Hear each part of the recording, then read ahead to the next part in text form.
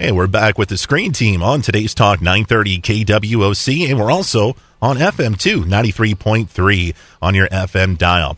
The Screen Team is all brought to you by Whitworth Gift Chest Jewelers, where Walmart is next door to us. Fearless Social, they probably support OFRA, the Boys and Girls Club, UCAN, and the Bread Shed. Putting their skills to work in Poplar Bluff community since 2011. Fearless Social and Poplar Bluff Drywall. Interior and exterior finishing. Give them a call at 714-3127. Poplar Bluff Drywall, we rock.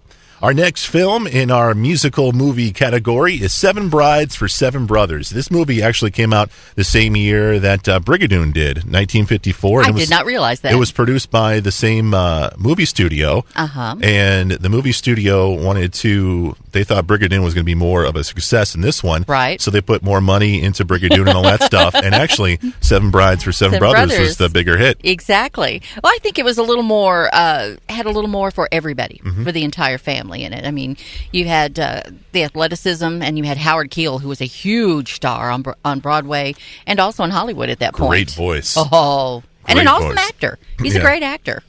So I guess basically by reading the title of the movie, you kind of have a plot here, right? Kinda, you sure do. We've got a group of brothers, though, that have lived up in the mountains, up in the hills, all by themselves, and Howard Keel's character, Adam, is the head of the family, and there's 6 other brothers. And Howard comes down to town, decides he wants a wife. And he gets himself a wife. He gets himself a wife. Isn't he the one that does the world's fastest proposal? I think so. I mean, pretty close. I think in Hollywood history, that is the world's first fastest wedding proposal ever introduced on screen. I didn't realize that. It would not surprise me. Yeah. Wow. And it's kind of like the right woman, right time, right place. So she goes back to the mountains with them, and she finds just a little hogwash there. And these guys have had no female influence, obviously, their entire lives. They're what is it, Duck Dynasty'd out and stuff. Oh, even worse. And she kind of whips them into shape. Yeah. And cleans up the place and tries to teach them some manners and tries to get them to be worthy of a girl's love. And then they decide they want wives. So they go to town to get them. And they do it the wrong way, don't they?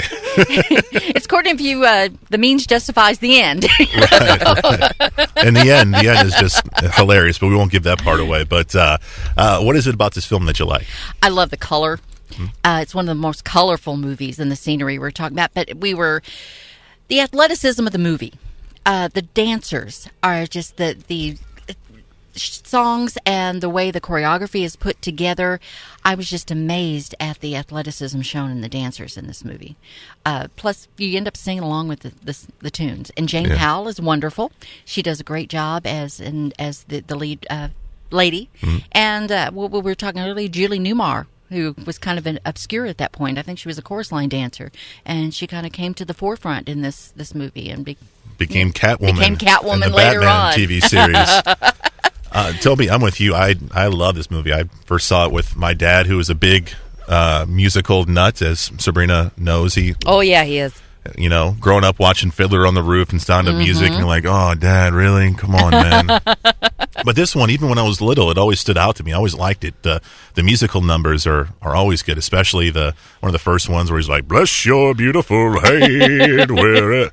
And he says that to me all the time. He's good. I am the guy for you, or something. You know. So we need to get the theaters here around town to make this one happen. So you want me to star it? I do. And you totally. can be Adam. You can be Adam. Right on. I get to grow a mustache and everything. It'll be awesome. You got to dye your hair red, though. I'll need a wig either way. But so yeah, I love the music, the dancing when they're doing the barn build up. The dancing in it is just that's like phenomenal. It's phenomenal. Is not even a big enough word for that scene. It's just it. I totally took over your No, please go ahead. Okay, so some of the information about this movie is as interesting and amazing as the movie. The types of guys they brought in to do the brothers encompassed true athletes, sure, like big time athletes, and then they had like ballet dancers, and then they had just actors. And there's one of the brothers that you seldom ever see dance. We were discussing that off mic. we were trying to remember what B. All the brothers were named after Bible characters. And A, B, and C, and on through. And we couldn't remember who B was. But you're like we're saying, you never Benjamin. Benjamin, thank you. Yeah. Jeff Richards is the actor's name. You never see him dance, really. Yeah. Because he can't. He can't. But he had more of an acting role Yes. in this. Yeah. More of a dramatic role. So They just really did a great job of finding guys that could do exactly what needed to be done. I mean, there was one, if not two. One of them was just a gymnast and had to learn how to be an actor-singer in order to do this movie. But you can see him; he's doing all of the flips and stuff on the poles and the boards, and that's the gymnast. I mean, they really, really went all the way around designing the cast around what they wanted the musical to be, rather than vice versa. Right. I mean, trying to make them do what needed to be right. done. So they had to learn how to fit into the rest of the movie as needed, but they were hired to do one scene. Basically, it's pretty cool. And it was very much well worth it. Sabrina, you had mentioned the tumbler or the gymnast, or Russ. I think this is one of Russ Tamlin's first movies. He plays the youngest brother in this movie, and he went on to do West Side Story. He was, I think, Riff. Yeah, that was the character. Yeah, in that would make sense because I remember that now. He's a great singer, and he is a phenomenal dancer. So this is an iconic performance for him, man. Just loved it. Loved the music. Loved the dancing, and it's got some comedy in there. It's got a little bit of everything. This would be a good movie to introduce your kids to musicals with. Because it does with the colors, you're gonna be able to follow it. There's enough of a storyline that it's going to keep the teenagers involved, if that be the case. But it's kind of a movie for the entire family. Yeah. But it's got it's got your drama and it's got your funniness because the brothers are, especially there at the beginning. That place is something else. They're always wanting to fight. Shakes it up, yeah. And I think it's a good movie to introduce. Someone who isn't really familiar with musicals with. I can't think of the name of the song, but one of my favorite scenes and one of my favorite songs, it's kind of a down song. It's kind of a depressing song. The guys kind of messed up with the girls, and they're outside, chopping wood. It's kind of snowy. Doing their chores. And they're just, sad and melancholy, and it's and they're swinging the axes. They're swinging the axes around. Just a beautiful song. It is. It's it's not one of the the funnest numbers in the movie, but it's more the poignant one though. Yeah, very much so.